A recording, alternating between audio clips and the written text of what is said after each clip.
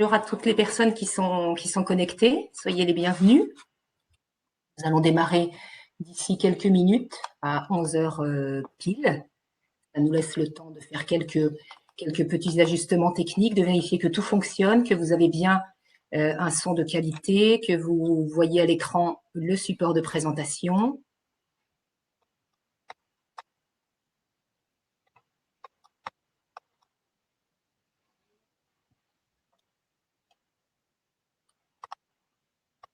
Théoriquement, merci de nous indiquer via le chat qui se trouve en haut à droite de votre écran si le son est bon, si vous voyez l'image. Et nous démarrerons d'ici une minute ou deux. Je vous entends et je vois le support de présentation, nous dit-on. Très bien. Alors apparaissent à votre écran un certain nombre de conseils techniques relativement classiques qui ont pour objectif de vous rappeler les consignes d'usage pour obtenir une bonne qualité de son et d'image.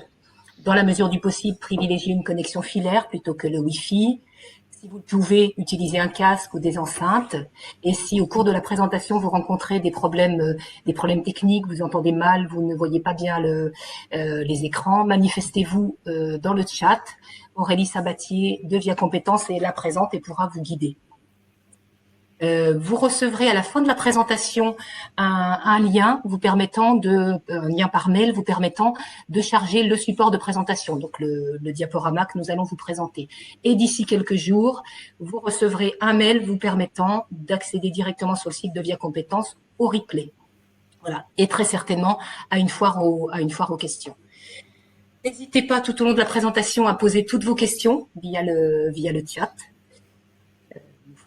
Pour répondre au maximum d'entre elles. Alors voilà, nous allons vraiment démarrer maintenant. Il est 11 heures.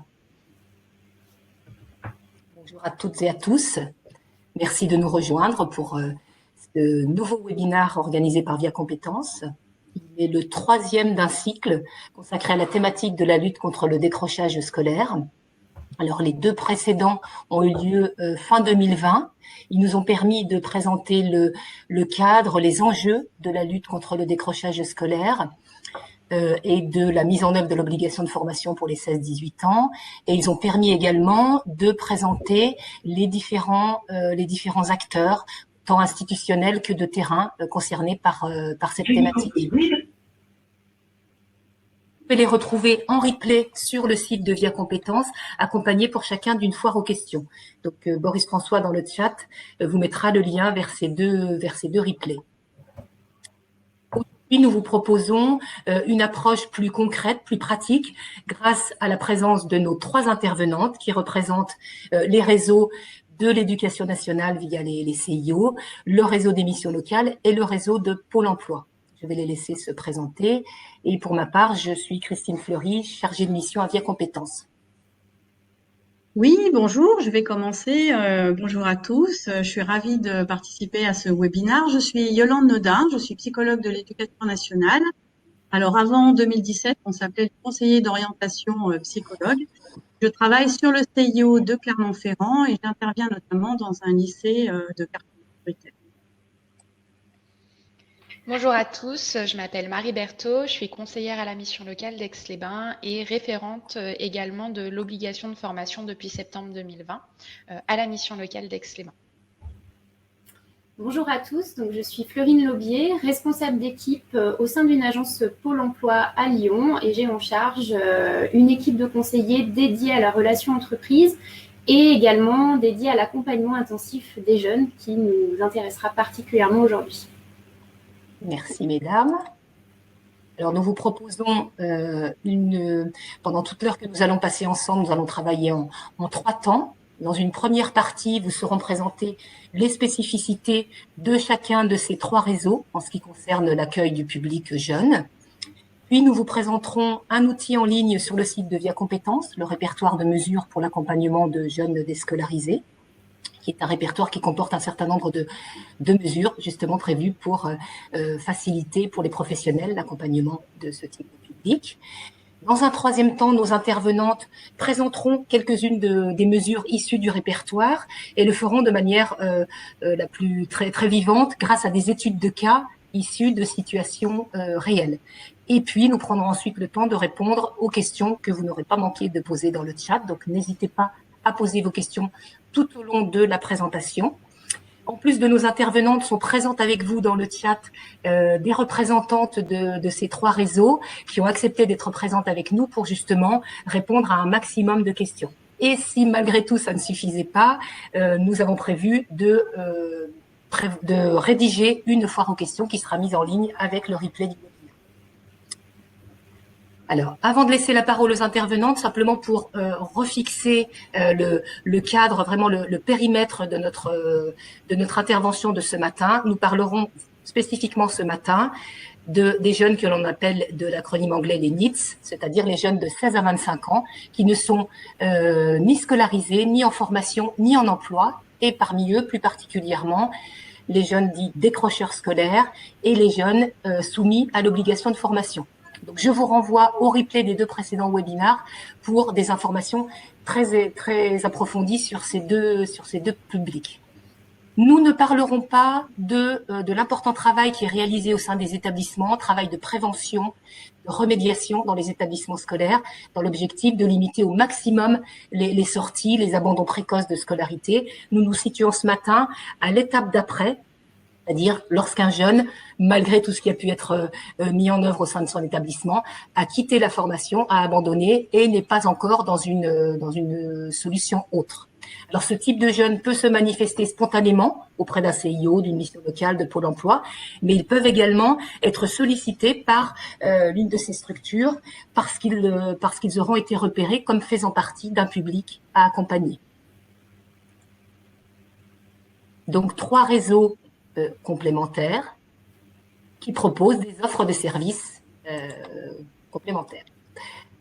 Je laisse Yolande démarrer pour la présentation des CIO. Merci Christine. Oui, alors effectivement, les CIO sont impliqués fortement, on va dire, dans le pilotage des plateformes de suivi et d'appui au décrochage, les PSAD. Alors, comme l'a dit Christine, c'est vraiment un partenariat entre les différents acteurs de l'orientation, de la formation, de l'insertion. Je ne vais pas revenir sur le fonctionnement des PSAD, puisqu'effectivement, ça a fait l'objet d'un webinaire précédent sur les enjeux et les impacts aussi de la crise. Par contre, moi, je vais vraiment axer sur l'accueil au CIO. Juste pour information, il y a 42 PSAD sur la région Auvergne-Rhône-Alpes. Voilà. Alors, au CIO, comment ça se passe? Alors, les jeunes peuvent venir effectivement de différentes façons. Hein, ils peuvent être envoyés par l'établissement scolaire, repérés par les missions locales. Il faut savoir qu'au niveau du CIO, c'est un lieu public ouvert à tout public, c'est-à-dire pas uniquement les scolaires. Je fais une petite parenthèse là-dessus, c'est important. Il y a 48 CIO en région Auvergne-Rhône-Alpes. La mission est d'assurer vraiment ce qu'on appelle le premier accueil au niveau du décrochage des jeunes qui sont sortis prématurément du système scolaire, et c'est dans le cadre effectivement du droit à retour en formation. Alors, nous ne sommes pas prescripteurs aussi. Nous travaillons en partenariat avec les missions locales, hein, ici présentes aussi. Nous accueillons le jeune, nous faisons un bilan de sa situation, un bilan diagnostique. Pour ça, le jeune peut être, comme je l'ai dit, envoyé par la mission locale. Nous avons un système de, on va dire, correspondance d'échange via un outil informatique qui nous permet de tenir effectivement à jour un peu et d'éviter l'errance du jeune d'un service à l'autre. Ensuite, il est accueilli par un professionnel de l'orientation qui est le psychologue de l'éducation nationale, donc un personnel qui est formé aux techniques d'entretien individuel, formé aussi et sensible à la problématique adolescente, hein, on parle bien de jeunes, et puis aussi aux problématiques des outils, l'utilisation d'outils spécifiques, de tests, de centres d'intérêt éventuellement. Et ensuite, l'objectif, c'est vraiment d'amener au plus près une solution individuelle pour ce jeune, de trouver vraiment quelque chose qui lui corresponde le mieux. Donc, on verra tout à l'heure, on illustrera au travers d'études de cas, voilà. Merci. Marie, si vous voulez bien nous présenter l'offre de service des missions locales. Oui, du coup, les missions locales accompagnent les jeunes de 16 à 25 ans sortis du système scolaire dans leur démarche d'intégration dans la vie professionnelle. Donc, elles accompagnent les jeunes dans leur démarche d'orientation, de formation, d'emploi, mais également sur les freins périphériques qui pourraient y avoir pour l'accès à l'emploi des jeunes, autrement dit, par exemple, le logement, la santé ou encore la mobilité, vie sociale, etc. Donc depuis la rentrée 2020, aucun jeune entre 16 et 18 ans ne doit être dans une situation où il n'est ni en emploi, ni en études, ni en formation. Du coup, les missions locales sont chargées de veiller et de contrôler à ce que chaque jeune respecte leurs obligations de formation. Elles exercent cette nouvelle fonction en lien avec des partenaires dans le cadre d'une mise en réseau, donc dans le cadre des PSAD que Yolande vient de vous expliquer. Voilà, et à noter du coup si en mission donc sur la région Auvergne-Rhône-Alpes la présence de 61 missions locales qui accompagnent du coup l'ensemble des jeunes de la région Auvergne-Rhône-Alpes et qui couvrent tout le territoire Auvergne-Rhône-Alpes. Laurine, si vous pouvez nous expliquer ce qui se passe lorsqu'un jeune s'est inscrit à Pôle emploi.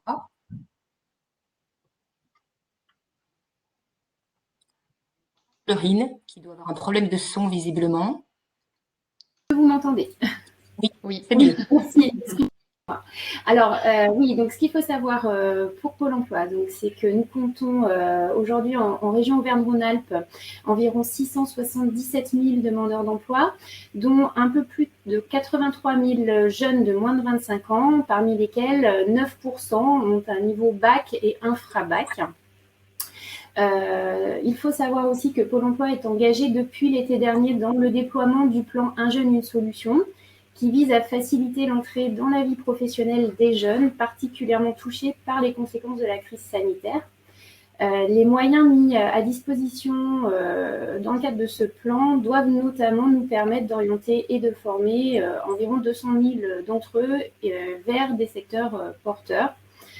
Dans ce cadre, Pôle emploi s'engage en mobilisant des conseillers dédiés à l'accompagnement intensif jeune, donc une partie de notre offre de service qui est dédiée à ces jeunes.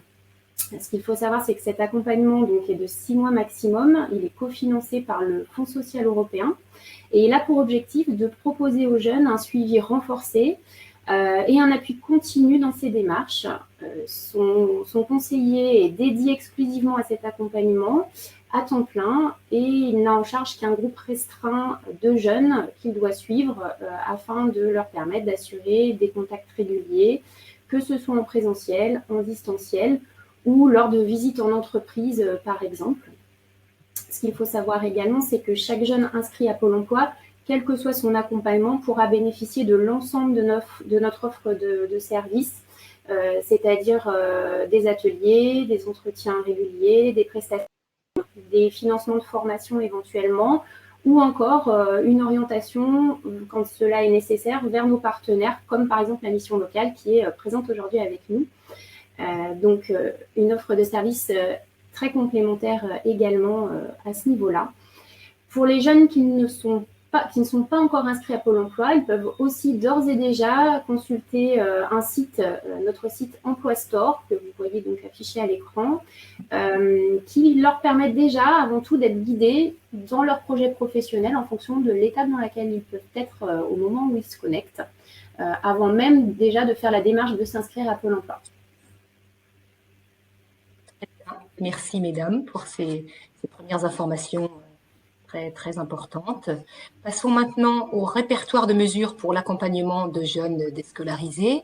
Alors, où trouver ce répertoire? Eh bien, très simplement, à partir de la page d'accueil du site viacompétences.fr, il suffit de cliquer sur l'icône d'accès rapide aux outils pour le trouver.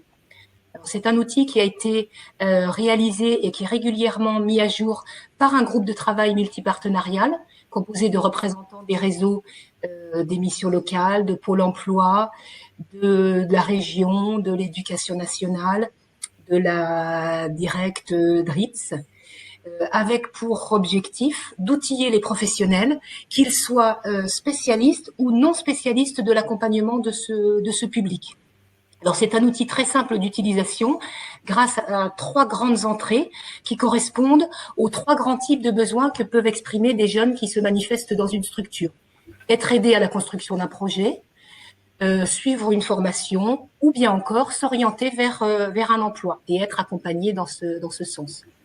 Une fois cette première thématique choisie, le professionnel peut affiner sa recherche en fonction du profil précis du jeune, selon que le jeune, par exemple, est plus ou moins prêt à reprendre directement ou non une formation, selon qu'on le sent plus directement employable, ou qu'on imagine qu'il a besoin de passer par des étapes intermédiaires. À ce moment-là, on peut accéder à des sous-rubriques dans lesquelles sont classés les différents types de solutions. Et c'est donc du coup relativement simple de se repérer dans l'outil. Voici un exemple d'une fiche type que l'on peut y trouver. Alors, elles sont toutes construites sur le même modèle. On y trouve dans la première partie du haut une partie grisée qui représente un résumé du dispositif, un résumé de la mesure et qui permet d'en avoir une vision d'ensemble. Nous avons ensuite des précisions sur les bénéficiaires. C'est à ce niveau-là que vont être indiquées les conditions d'accès en termes d'âge. Est-ce que les mineurs sont concernés? Est-ce qu'ils ne le sont pas? Ça, c'est une question qui est importante. Et puis, tout le type de restrictions vont apparaître à ce niveau. Dans la partie commentaires, on a davantage de précisions sur les spécificités de la mesure. Et puis, sur toute la partie de droite, en rouge, en savoir plus et contact, la partie en savoir plus, notamment, permet aux personnes qui auraient besoin d'approfondir la question, d'être aiguillées, en général, sur un site extérieur, vers une fiche beaucoup plus complète, beaucoup plus détaillée. Là, c'est quand vraiment il s'agit de spécialistes qui se posent sur la question. Et la partie contact permet d'obtenir les coordonnées de réseaux, de structures, avec lesquels on peut prendre contact pour obtenir davantage de renseignements, ou bien vers lesquels on peut faire un relais, passer le relais pour s'occuper du jeune en question. Et l'intérêt de cette rubrique, c'est qu'on peut géocaliser les contacts grâce à des filtres par département et par ville. Là, on va trouver dans ce répertoire 3 grands types de fiches descriptives, des fiches décrivant des mesures de droit commun, j'en ai cité quelques-uns pour exemple, il y en a beaucoup plus, des fiches décrivant des services rendus par des structures, des services d'accompagnement notamment, et puis, 3e type de fiche, des présentations de formation, de la deuxième chance, les écoles de production, etc. sont actuellement en ligne dans ces 3 catégories, en gros, au total, plus d'une 50aine de fiches. Et donc, pour résumer, les petits plus de cet outil, ce sont vraiment, et c'est ce qui fait son intérêt, différents niveaux d'information, selon que je suis ou non spécialiste de la question, je veux plus ou moins approfondir certains axes, la géolocalisation possible des structures à mobiliser, des structures relais. Et puis, depuis peu, nous avons également rajouté un lien vers la plateforme Un jeune, une solution qui permet d'accéder aux mesures jeunes et aux mesures employeurs et à leur description. Donc, cette plateforme qui est mise en ligne depuis 1 an par le gouvernement dans le cadre du plan de relance. Et je vous propose, pour rendre tout ça plus concret, plus vivant, de passer aux études de cas. Nos intervenantes vont faire des focus sur quelques mesures d'accompagnement choisies parmi toutes celles qui sont listées dans le répertoire. Alors, nous allons démarrer par la présentation du cas d'Inès et d'Enzo. Oui, merci Christine.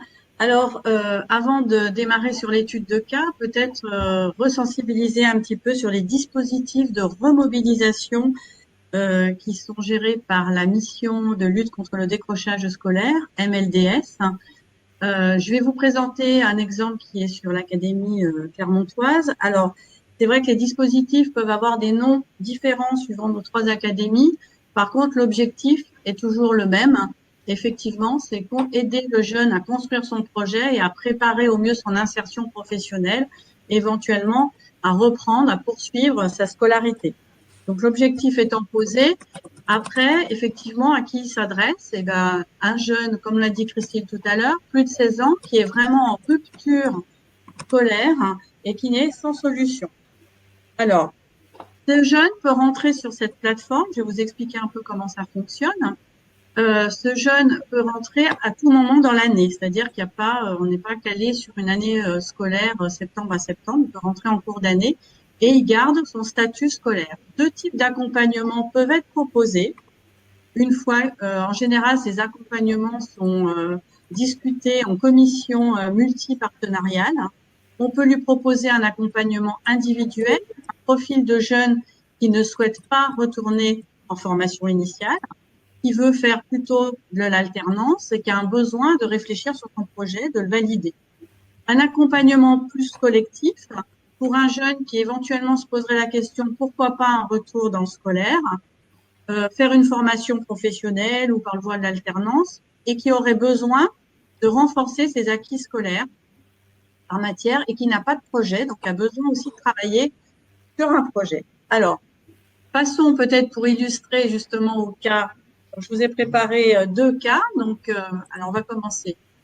Voilà, Inès qui a 17 ans, donc là je pense que effectivement on a tous connu ce profil d'élève. Donc c'est une jeune qui a 17 ans, qui a abandonné sa scolarité qui était en première technologique, STMG, donc plutôt tertiaire, qui a abandonné en cours d'année, qui a eu beaucoup d'absence, de la démobilisation. Elle a pu obtenir dans le cadre de son établissement, donc là, toutes les mesures de remotivation ont été mises en place. Elle a bénéficié d'un parcours adapté pour la formation initiale, c'est-à-dire qu'elle a conservé quelques cours et elle a pu faire des stages, notamment dans la coiffure, dans la vente, c'est ce qu'elle a demandé à l'époque. Et elle se rend compte que ça ne lui plaît pas. Et aujourd'hui, elle arrive au CIO. Alors, elle peut arriver, comme on l'a dit, envoyée par ses enseignants, sa famille ou même elle, simplement. Elle va être reçue par le psychologue de l'éducation nationale qui va faire un bilan finalement de sa situation et du rapport scolaire pour identifier si Inès effectivement souhaite retourner dans une formation ou pas. Il s'avère que au niveau de ses centres d'intérêt ressort le côté social, qu'elle a besoin de s'occuper des autres, mais que le projet est toujours flou. Donc là, à ce moment-là, on peut lui proposer effectivement de la remobiliser sur la plateforme de remobilisation MLDS. Mais pour l'instant, à ce moment-là, le relais va être pris par les coordinateurs et les animateurs de la MLDS. Donc là, c'est la suite de la diapositive. Christine, voilà. Donc, elle est reçue à nouveau. Donc, il y a un lien. Je vous ai parlé d'une base informatisée qui sert de lien pour pouvoir donner des informations. Suite à ce rendez-vous, on se rend compte qu'elle veut bien repartir en alternance. Elle pense que l'école et l'entreprise, c'est un bon moyen d'apprendre. Elle a affiné son projet. Elle a vu qu'il y avait des bacs professionnels. Par contre, elle ne sait pas encore quel type de public. Et là, elle va être accueillie par les animatrices MLDS. Un entretien aura lieu. Et ensuite, en commission, une préconisation sera faite. Donc, je rappelle, une commission multipartenariale pour étudier le cas d'Inès et savoir si un accompagnement plus individuel ou plus collectif pourrait lui correspondre. Et là, en fonction de ses besoins à elle, on se rend compte que on va plutôt vers un accompagnement individuel, de façon à ce qu'elle puisse travailler son projet, travailler sur ses valeurs, sur ses centres d'intérêt. Pourquoi pas explorer, en faisant des stages. Donc là, on va dire qu'elle est partie sur deux types de stages très différents. Et puis faire des visites éventuellement, interviewer des professionnels. Elle a besoin pour ses démarches en alternance d'avoir une aide, un support aux outils de communication qui sont les CV, les lettres, peut-être éventuellement préparer un entretien. Et si elle a besoin d'un renforcement, ce qu'il faut bien comprendre dans ces dispositifs, c'est que c'est assez souple. À un moment donné, l'animateur peut éventuellement proposer un accompagnement collectif sur une thématique spécifique pour Inès, parce qu'elle aurait besoin, mettons, de s'entraîner à l'oral et de faire un petit peu, de participer à des ateliers sur le champ collectif. Donc, vous voyez, c'est assez souple. Et là, effectivement, on peut passer d'un type d'accompagnement à l'autre. Voilà. Donc, j'ai terminé pour Inès. Voilà. Un autre dispositif aussi qui peut être très intéressant, qui a un profil de jeune différent. Cette fois, c'est pour un jeune qui souhaiterait reprendre des études. Donc là, cette fois, dans un cadre scolaire. Donc là, il y a bien une attente, une volonté de repartir sur du scolaire. pour préparer un diplôme, un CAP, un bac pro ou un bac technologique. Alors, il ne faut pas confondre ce dispositif avec un autre dispositif accessible qu'on appelle le module de repréparation aux examens. Donc, son petit nom, c'est Morea, où là, effectivement, on permet aux jeunes de repasser un examen qu'il a déjà passé. Là, sur le lycée Nouvelle Chance, on est vraiment sur un jeune qui n'a pas passé l'examen, qui est en rupture de scolarité. Donc l'âge sur l'Académie d'Auvergne, c'est 16-25. J'ai mis 18 ans, 25 ans, parce que sur les collègues de Lyon, c'est la limite d'âge est de 18 à 25. Donc là aussi, suivant les académies, ça peut être des légères différences. Donc là, on est sur notre jeune qui veut reprendre des études. Les prérequis scolaires, c'est-à-dire pour un jeune qui veut reprendre un CAP, il faut qu'il ait terminé sa classe de troisième. Pour quelqu'un qui veut reprendre un bac pro ou un bac technologique, il faut qu'il ait quand même fait un petit morceau de son année de seconde, que ce soit en lycée au moins un trimestre, hein, pour avoir les bases. Ensuite, il faut avoir interrompu ses études depuis 6 mois ou un an suivant les académies. Sur l'Auvergne, c'est 6 mois. Il faut avoir entrepris des démarches quand même, c'est-à-dire qu'il ne faut pas être resté sans rien faire. Souvent, c'est des profils de jeunes qui ont pu piocher des expériences ailleurs, qui ont eu des petits emplois et tout ça. Prescription, donc mission locale, hein, on en parlera tout à l'heure. Et puis le jeune, la grande différence par rapport au premier dispositif, il est stagiaire de la formation professionnelle. Il signifie qu'il a un contrat avec une rémunération. Alors, je vais vous parler maintenant, je trouve que c'est toujours mieux avec une étude de cas d'Enzo. Donc Enzo a 20 ans, donc là on voit que c'est un profil différent. Il a laissé ses études, il est parti, il a déménagé, il est parti loin de son lycée d'attachement. Et à ce moment-là, il est parti faire des petits emplois, livreur, pizzaïolo. Hein, on a tous reçu des jeunes pour ce profil-là. Et puis, il vient au CIO, donc envoyé peut-être par sa famille qui s'inquiète un peu de sa situation, qui souhaite reprendre des études. Donc, comme tout à l'heure, il va être reçu, une analyse de sa situation va être faite. On va déterminer certains critères. Donc, on voit qu'il veut faire un bac pro service en restauration. Et à partir de ce moment-là, son bac pro service en restauration, on va le positionner sur le lycée. Il veut reprendre des études dans un cadre scolaire. On suit toujours son engagement. On vérifie ça. Et à ce moment-là, il va être reçu. Donc, son dossier va être organisé par la coordination LNC, lycée Nouvelle Chance. Il va être envoyé, donc sur la deuxième diapo, Christine, sur le lycée d'accueil. Il aura un entretien aussi et surtout un positionnement. Il faut bien comprendre que là, on est sur le scolaire. Donc, une évaluation va être faite sur ses acquis déjà scolaires, un entretien. Et à partir de ce moment-là, un projet vraiment pédagogique fait pour lui va être mis en place.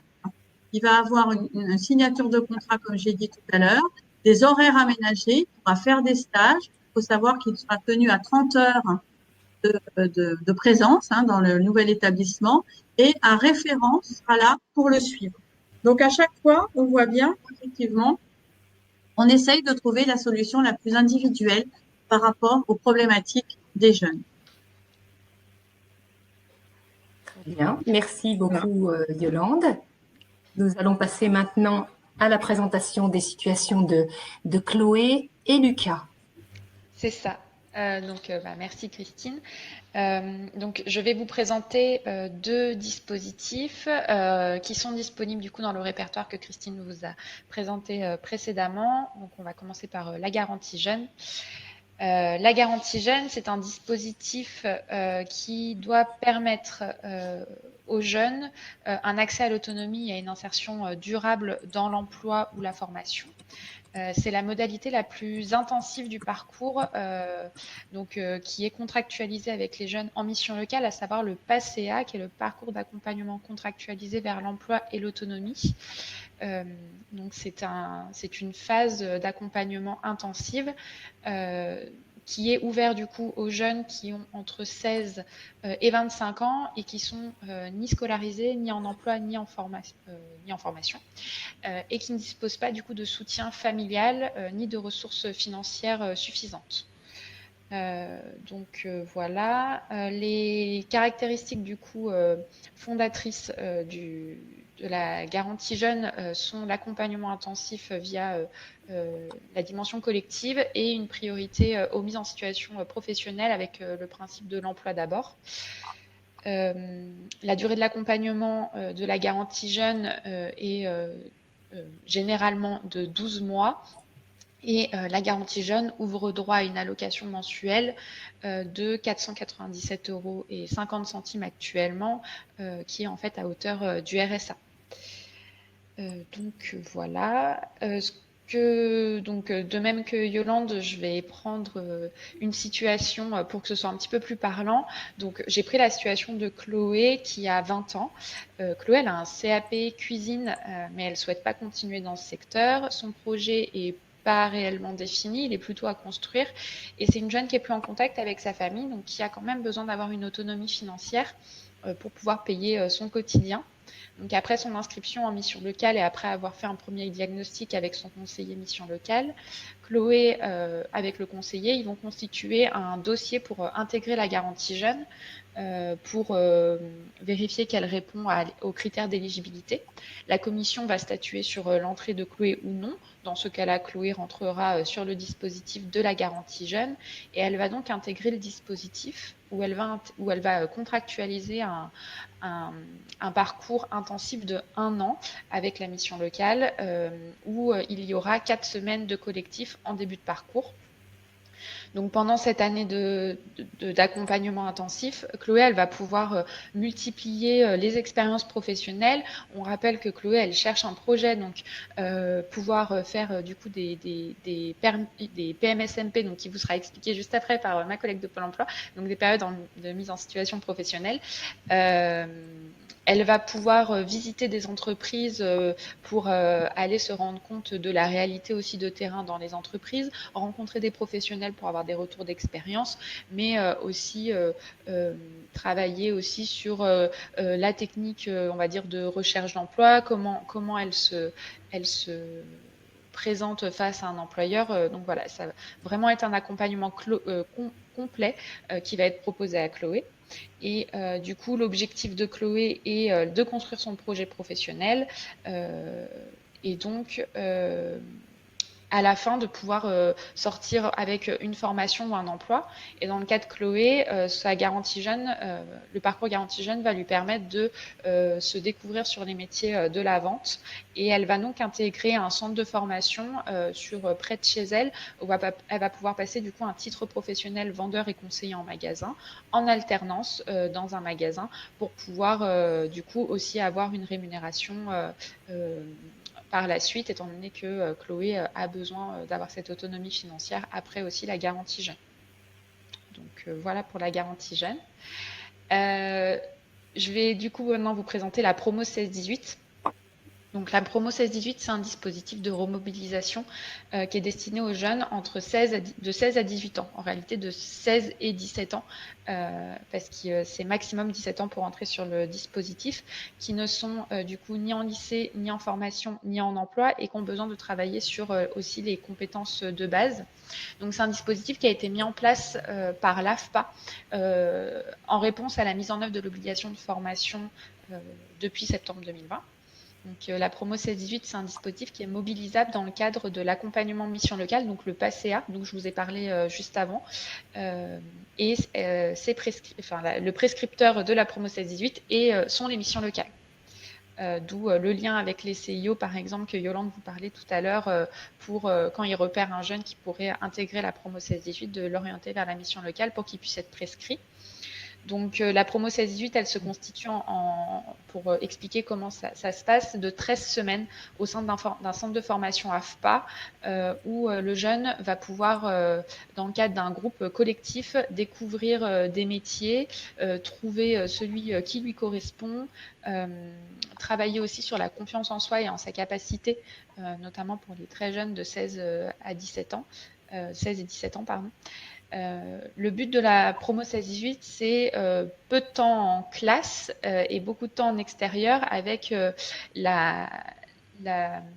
l'utilisation, par exemple, des plateaux techniques de l'AFPA pour travailler les gestes professionnels, mais également aller visiter des entreprises et aussi, du coup, de faire des activités culturelles, sportives, voilà, pour travailler, du coup, tout ce dont je viens de vous parler.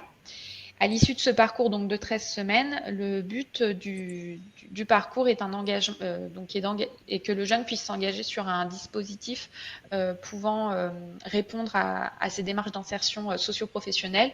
Donc, par exemple, de l'emploi par le biais de l'apprentissage, ou alors d'intégrer un dispositif d'accompagnement plus intensif comme l'école de la deuxième chance, ou alors une garantie jeune, d'accéder à une formation professionnelle, d'intégrer un service civique également, ou alors, pourquoi pas, pour un jeune qui souhaite retourner sur un cursus scolaire, de pouvoir travailler du coup la réintégration sur un cursus scolaire classique. Donc dans le cas de la promo 16-18, je vous propose qu'on prenne le cas de Lucas, qui a 16 ans. Lucas, il est sorti de scolarité un mois après son entrée en CFA, parce que ça ne lui plaisait pas. Il habite un quartier prioritaire de la ville qui est excentré du centre-ville.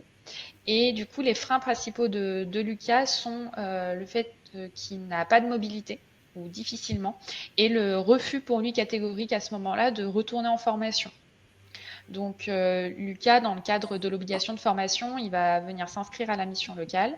La mission locale va intégrer Lucas dans le cadre du PACEA, donc le parcours d'accompagnement contractualisé vers l'emploi et l'autonomie. Il y a un diagnostic qui va être fait avec son conseiller et va être proposé à Lucas et à sa famille qui puissent intégrer du coup la promo 16-18 proche de chez lui, ce qu'il va accepter. À ce moment-là, 4 mois, donc 13 semaines d'accompagnement quotidien vont commencer pour Lucas, et il va pouvoir travailler du coup en particulier sur la question de la mobilité, mais également sur la recherche d'un projet professionnel. Je vous préviens, je préfère m'excuser tout de suite s'il y a des bruits. Les travaux viennent de se mettre juste en dessous de ma fenêtre. Donc si c'est le cas, je m'excuse. Ils ont choisi leur moment.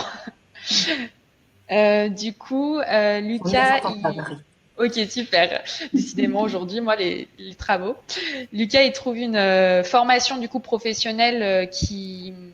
Donc, grâce au parcours d'accompagnement, je reprends là où j'en étais, il va pouvoir donc travailler sur les questions de la mobilité, je disais, la recherche d'un projet professionnel. Il va donc pouvoir trouver une formation professionnelle, parce que on va permettre aussi à Lucas de pouvoir lui expliquer ce qu'est réellement la formation professionnelle, qui prenait beaucoup pour de la formation scolaire classique. Donc, on va lui expliquer la spécificité de la formation professionnelle qui donne un autre statut aux jeunes et une autre pédagogie également. Et il va se découvrir sur les métiers du numérique et du web. Donc, il va vouloir intégrer une formation professionnelle de développeur web. Mais malheureusement, c'est une formation qui commence seulement 2 mois après la promo 16-18. Donc, le conseiller en insertion de l'AFPA et le conseiller mission locale vont continuer l'accompagnement de Lucas pour lui permettre de ne pas se démobiliser pendant 2 mois, de pouvoir rester en mouvement, de garder un rythme. Et du coup, 2 mois plus tard, Lucas pourra intégrer sa formation qu'il souhaitait. Donc voilà, c'est le parcours de la promo 16-18. Donc je laisse la parole à ma collègue de Pôle emploi, Florine. Pour la présentation des cas de Sarah et Hassen. Merci beaucoup, Marie. Merci Marie. Alors justement, je pense que cette présentation va très probablement permettre de compléter la réponse qui a pu être donnée à la question de quelles sont nos différences et nos complémentarités entre mission locale et Pôle emploi. Comme le disait Marie, on est bien côté mission locale sur des accompagnements vraiment en amont, très poussés dans le projet professionnel et qui peuvent intégrer des problématiques, des freins périphériques plus ou moins importants. Nous, à Pôle emploi, on va vraiment s'axer sur le retour à l'emploi durable du jeune. Donc, ça voudra dire qu'en amont, il aura déjà réglé une certaine partie d'éventuels freins qui pourraient poser souci dans son retour à l'emploi durable. Donc, les 2 exemples en fait, qu'on a choisi de vous présenter aujourd'hui ont l'intérêt de vous montrer comment le conseiller Pôle emploi au sein d'un même accompagnement, et notamment donc l'accompagnement intensif jeune, va pouvoir donc activer et articuler différents outils qui sont à sa disposition dans notre offre de services existante. Alors, il faut savoir qu'on accompagne des jeunes qui peuvent du coup avoir déjà un premier passé professionnel. C'est le cas de Sarah et Hassen aujourd'hui, mais qui peuvent à un moment donné s'interroger sur leur devenir, leur capacité à se mobiliser autour d'un nouveau projet professionnel, toujours dans cette optique de retour à l'emploi. C'est donc bien là que l'AIJ va pouvoir rentrer en scène pour leur permettre d'être coachés et de reprendre confiance dans leur démarche. Notre objectif, encore une fois, c'est vraiment de sécuriser leur parcours vers un retour à l'emploi durable. Chacun passera par une première étape de diagnostic avec le conseiller AIJ qui établira avec la personne un plan d'action et contractualisera l'entrée dans l'accompagnement avec des étapes qu'il faudra respecter. Ça signifie, entre autres, que le jeune, dans ce cadre-là, s'engage à répondre présent aux sollicitations, aux propositions du conseiller dans un optique de retour à l'emploi, encore une fois. Donc, pour passer sur l'exemple de Sarah, pour Sarah, l'articulation là de différents outils a permis différentes choses, donc notamment de confirmer son projet, de la confronter au marché du travail et d'intégrer un contrat d'apprentissage pour concrétiser son souhait d'accéder à un emploi d'agent de service hospitalier notamment. Au fil du parcours, on a pu mobiliser, entre autres, notre psychologue du travail, puisqu'on a des psychologues du travail intégrés aussi à Pôle emploi, qui a permis de mettre en exergue une difficulté liée à une dyslexie qui n'avait pas été déclarée au départ par Sarah à son conseiller. Ce qui nous a permis derrière d'enclencher différents dispositifs, notamment les périodes de mise en situation professionnelle et le passage par la méthode de recrutement par simulation de Pôle emploi pour du coup contourner cette problématique, puisque ces deux outils sont essentiellement tournés vers la mise en pratique et la détection des capacités détenues par le candidat pour accéder à l'emploi visé. Donc, je vous propose qu'on aille un petit peu plus en détail sur ces deux dispositifs. Donc, la période de mise en situation professionnelle. Voilà. Donc, ce dispositif, cet outil peut permettre aux jeunes soit de découvrir un métier, soit de confirmer son projet professionnel. Ou on peut aussi utiliser cette période d'immersion pour conforter l'idée que le jeune est bien la bonne personne pour l'entreprise qui l'accueille. Donc, c'est ouvert à tout jeune inscrit à Pôle emploi ou inscrit à la mission locale, puisque nos collègues de la mission locale sont également prescripteurs de cette période d'immersion. Ce qu'il faut retenir, c'est qu'en termes de durée, on est plutôt flexible et c'est vraiment adapté en fonction de la situation du jeune au regard de là où il en est dans son projet. Donc, on va pouvoir aller d'une période d'1 jour à 1 mois de mise en pratique. Durant cette période, le jeune conserve son statut de demandeur d'emploi. S'il est indemnisé par Pôle emploi, il continue à être indemnisé par Pôle emploi. Il bénéficie donc d'une couverture sociale. Et puis, il peut également, si besoin, bénéficier d'aide à la mobilité Pôle emploi s'il est amené à se déplacer pour se rendre sur le lieu de l'immersion. En ce qui concerne la méthode de recrutement par simulation, ou MRS, alors là, c'est un outil qui a été complètement développé et labellisé par Pôle emploi. C'est un outil qui nous permet d'identifier des habiletés, des capacités professionnelles pour aller sur un métier donné, qu'on ait ou pas une expérience, alors plutôt pas en fait, puisqu'on va aller vraiment au-delà du CV, on n'est pas du tout sur un recrutement avec le CV, sur expérience ou en fonction du parcours de formation. Là, c'est vraiment aller chercher les capacités de la personne à intégrer demain un métier visé. Plus loin, on voit des photos qui illustrent très bien ce qu'est finalement la méthode de recrutement par simulation. Donc, vous voyez que là, les personnes sont vraiment mises en situation de faire. Donc, ça se déroule suivant les exercices sur une demi-journée, voire des fois plusieurs demi-journées. Par exemple, si on prend la photo en haut à droite, vous pouvez voir que là, c'était donc dans le cadre d'un recrutement pour la Poste, on va demander aux candidats de rentrer dans une logique de classement par couleur, par taille, et ça permet d'aller chercher des habiletés et des capacités à classer, notamment pour tout ce qui est courrier, pouvoir classer le courrier en fonction de données qu'on leur donne. Et ça, c'est fait en général dans un temps donné. Donc, on regarde aussi la capacité de la personne à faire les choses plus ou moins rapidement en fonction des contraintes aussi liées au métier.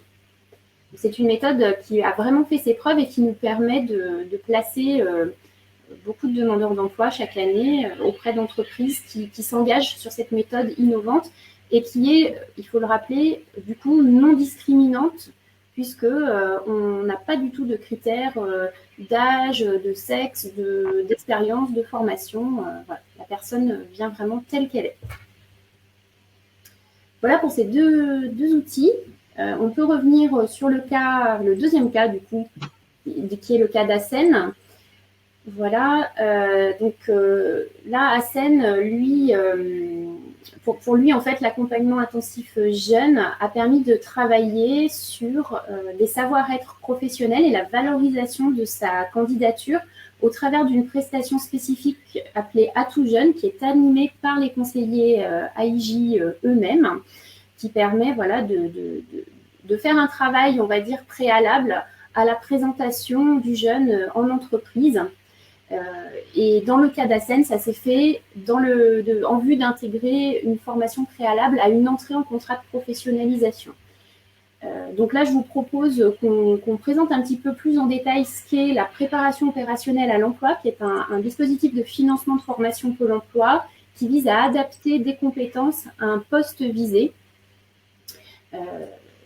On a donc différents dispositifs à Pôle emploi qui nous permettent d'adapter les compétences en amont d'une embauche.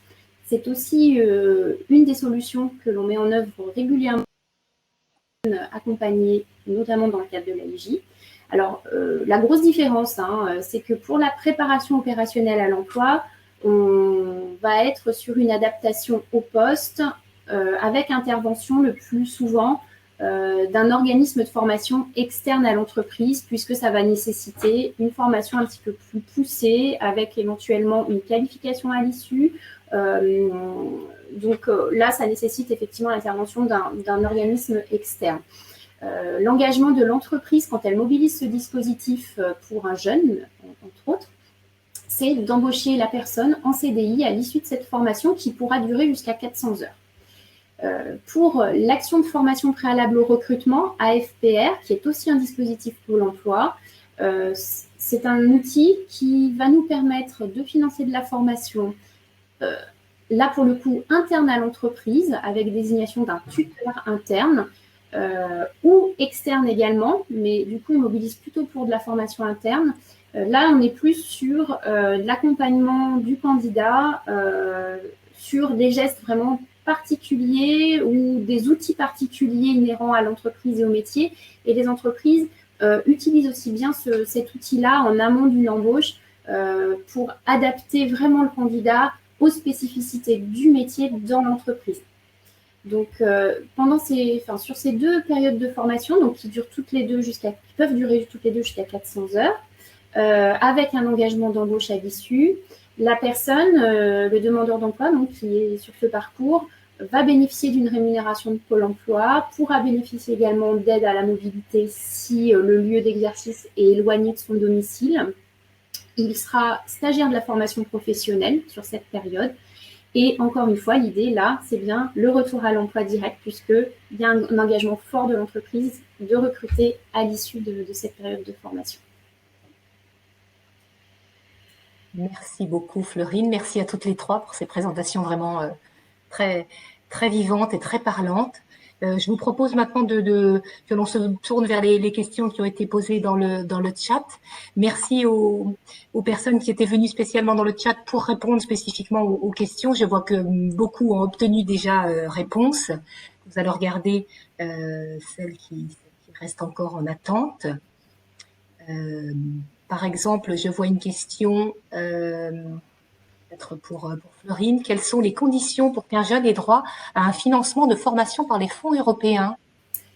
Alors, pour les fonds européens, je ne pourrais pas vous répondre, mais en ce qui concerne le financement de la formation par Pôle emploi, on croise différents critères. Alors, pour pouvoir financer une formation par Pôle emploi, premier prérequis, être inscrit à Pôle emploi. L'inscription à Pôle emploi, elle est conditionnée par le fait d'être en recherche d'un emploi, à recherche active et surtout disponible. Ça, c'est la première chose. La deuxième chose, Pôle emploi s'engage dans le financement de formation en lien avec les secteurs porteurs et encore une fois, porteurs en matière de retour à l'emploi. Donc, on ira plutôt vers des financements qui permettront aux jeunes une sortie positive vers un emploi durable. Ça conditionne, enfin, c'est aussi conditionné par la validation de ce projet avec le conseiller Pôle emploi. Donc, on le disait tout à l'heure, un engagement aussi de la part du demandeur d'emploi à réaliser les différentes étapes qu'il aura contractualisées avec son conseiller pour valider son projet de formation. On peut notamment utiliser la fameuse période d'immersion qu'on vous a présentée tout à l'heure pour valider un projet de formation, valider que la personne a bien tout envisagé autour du métier qu'elle exercera à l'issue de la formation. Voilà un petit peu. Donc, c'est vrai qu'il n'y a pas tellement de règles préétablies, mais tout est en lien avec le projet, sa validité, on va dire, au regard du retour à l'emploi et des opportunités d'emploi qu'il y aura à l'issue. Merci beaucoup. Peut-être faire une précision, un petit retour, parce que je vois dans les questions que sur le lycée Nouvelle Chance, il y a eu beaucoup de questions. Alors, LNC, lycée Nouvelle Chance, voilà. Et beaucoup de personnes nous demandent où trouver. Alors, effectivement, vous pouvez trouver, parce que les listes, en fait, sont établies en fait en début d'année, c'est-à-dire qu'en fait il y a un accord avec différents établissements. Ça peut évoluer d'une année à l'autre puisque ça fait partie des établissements qui rentrent dans ce qu'on appelle le dispositif DRE, dispositif de retour à l'école. Et donc c'est négocié auprès des établissements. Donc tout ça, vous pouvez le retrouver bien évidemment dans le répertoire. Je crois que Boris a mis un lien. Et vous pouvez le retrouver aussi sur vos académies d'origine, donc en allant sur le site académique, rubrique décrochage scolaire, et apparaît en général. Alors c'est vrai que pour l'académie de Grenoble, on n'a pas la même organisation. Ce que je disais en introduction, suivant les académies, effectivement, ça peut avoir des noms différents, mais les objectifs sont assez proches. Voilà.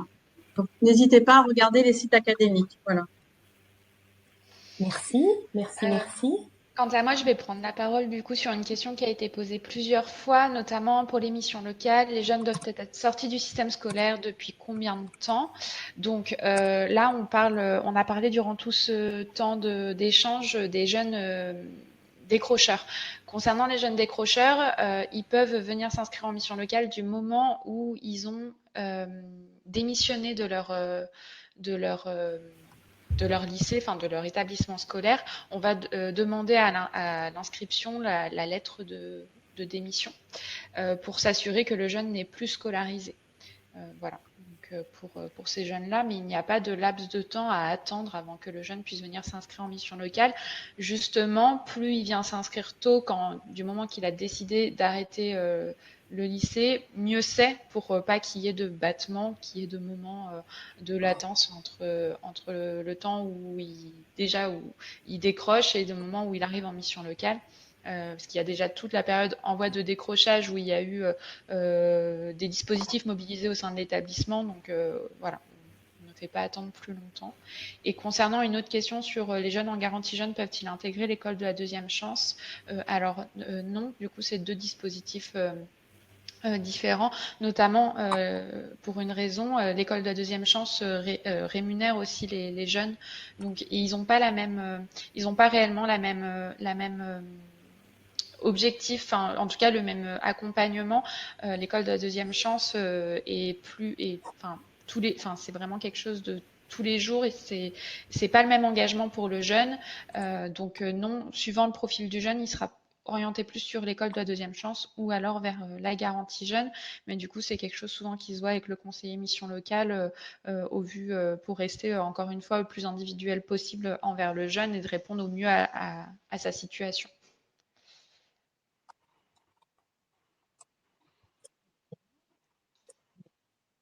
Que d'autres. Je vois une question sur le parcours 16-18. Quel taux de retour à l'emploi ou d'accès à la formation à l'issue des parcours? J'ai l'impression que les parcours n'ont pas démarré depuis peut-être suffisamment longtemps pour pouvoir avoir des chiffres déjà précis? Alors, c'est ça. Après, je peux du coup regarder, mais ce sera une question qui sera sûrement enfin, où il y aura peut-être une réponse dans la FAQ. Parce que là, du coup, j'aurai pas les chiffres en tête, j'aurai pas l'information comme ça. Bon, effectivement, on vous l'a déjà dit plusieurs fois, nous allons relever l'ensemble des questions ainsi que tous les échanges que je vois nombreux dans le chat, toutes les informations qui ont pu être apportées par des internautes. Nous remettrons tout ça, bien évidemment, dans le chat pour que vous ayez l'ensemble des échanges.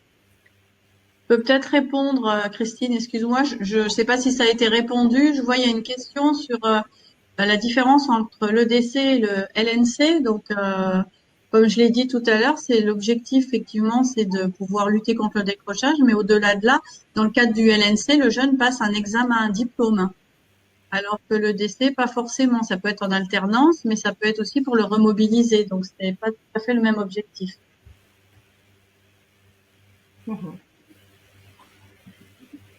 Concernant l'appropriation de ces différents dispositifs par les prescripteurs et par les structures qui accompagnent les jeunes, c'est un des objectifs du plan de professionnalisation de Via Compétences que de faire en sorte de diffuser au mieux tous ces dispositifs par le biais notamment du répertoire, pour lequel nous avons d'ailleurs créé un kit de communication qui est en ligne directement sur la page d'accueil du répertoire et qui peut être diffusé à des équipes pour en faire la promotion, pour le présenter. Donc n'hésitez pas à utiliser ce kit de communication qui présente à la fois une petite vidéo ainsi que des flyers qui peuvent être diffusés en ligne ou imprimés. Alors, du coup, je me permets, je vois une question sur la promo 16-18 dans le chat qui est y a-t-il une rémunération pour les jeunes dans le cadre de la promo 16-18? Alors, en réalité, les jeunes n'ont pas le statut de stagiaire de la formation professionnelle. Il peut être débloqué par la mission locale, du coup, des allocations dans le cadre du PACEA, mais du coup c'est vraiment quelque chose d'individualisé et voilà, je peux pas dire que les pratiques sont les mêmes de partout, car du coup c'est vraiment suivant la situation du jeune. Il faut que le jeune réponde aussi à des critères. Donc pour la promo 16-18, pas de rémunération, en tout cas en tant que stagiaire de la formation professionnelle comme l'école de la deuxième chance par exemple. Très bien. Merci Marie.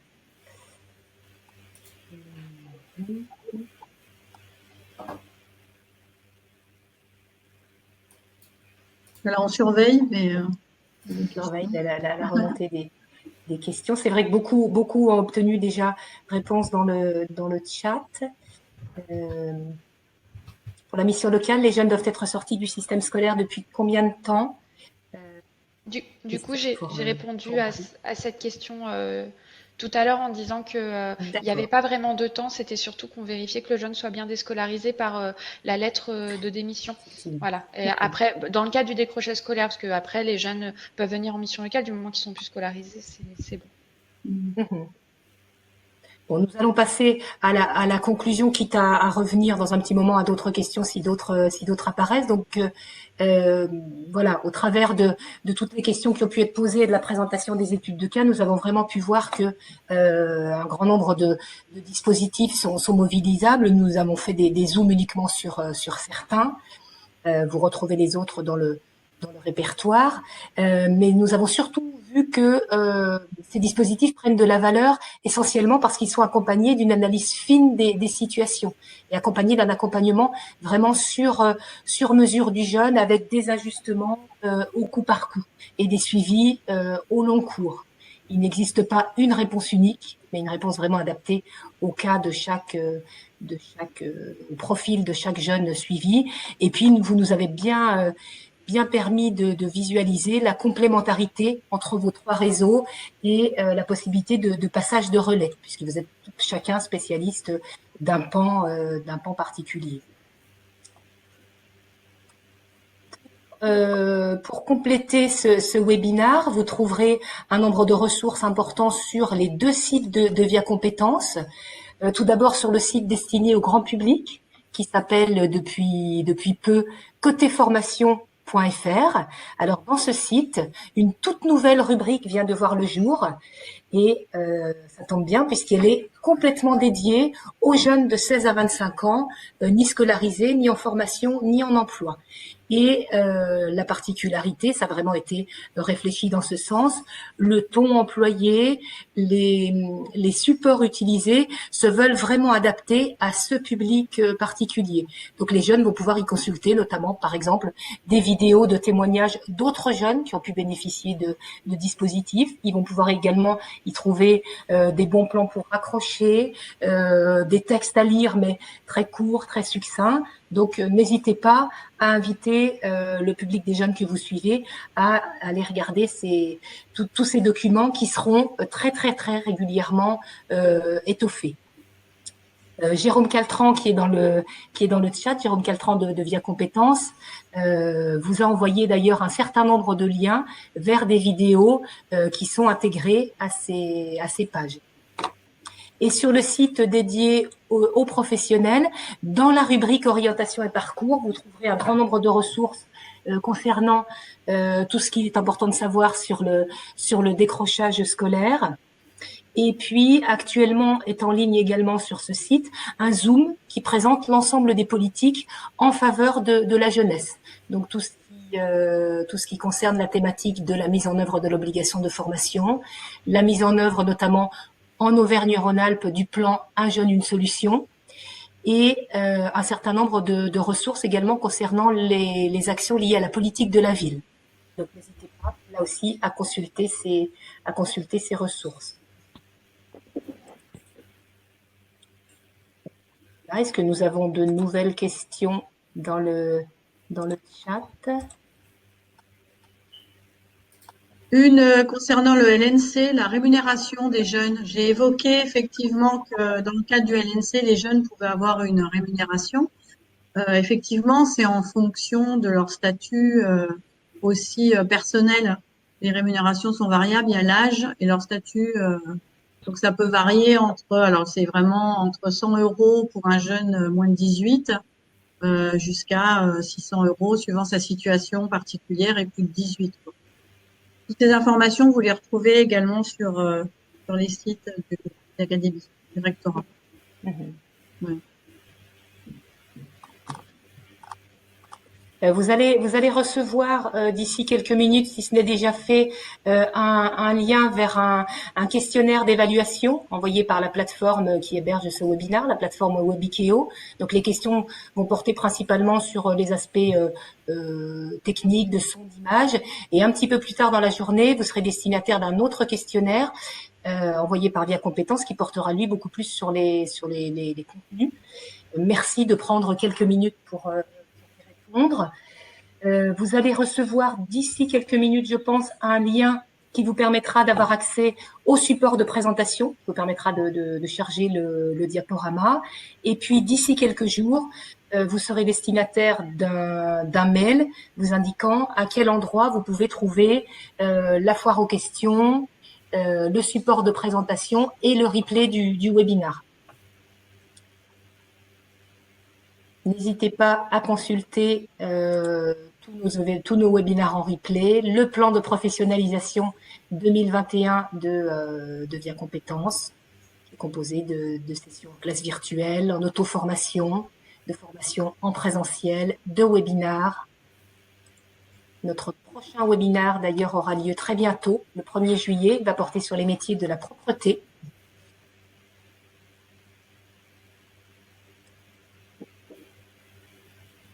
Merci beaucoup à nos 3 intervenantes pour leur présentation vraiment très claire et leur enthousiasme. On voit vraiment que les jeunes sont suivis avec beaucoup d'attention, beaucoup de sérieux, beaucoup de temps consacré. Merci également à nos intervenantes des rectorats qui étaient présentes dans le chat et qui ont permis de répondre vraiment à un grand nombre de questions. Merci aux collègues de Via Compétences, Aurélie Sabatier, Boris François dans le chat. Merci à toutes les collègues de la cellule communication, de la cellule pro et de la cellule web qui ont aidé à construire ce webinaire. Et merci à tous les internautes pour vos échanges riches. Nous allons vraiment copier l'ensemble de vos échanges pour tout restituer dans la foire aux questions. Pas uniquement nos apports, mais également les apports des personnes présentes. Merci encore pour ces échanges qui continuent d'ailleurs. Je regarde si d'autres questions. C'est bon. Je surveille aussi, mais On surveille, mais je crois que c'est terminé. Ouais. Je pense qu'on a répondu à la majorité d'entre elles. Et on va continuer s'il reste des questions dans la foire aux questions. Ce qu'on disait. Alors, nous vous disons à une prochaine fois pour un futur webinaire. À bientôt et merci encore à toutes et à tous. Merci à tous. merci.